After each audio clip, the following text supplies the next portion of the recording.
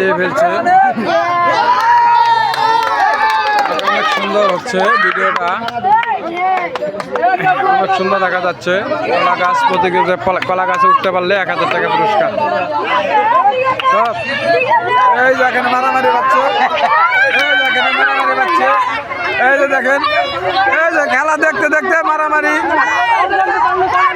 খেলা দেখতে দেখতে মারামারি বেজে গেছে এখানে।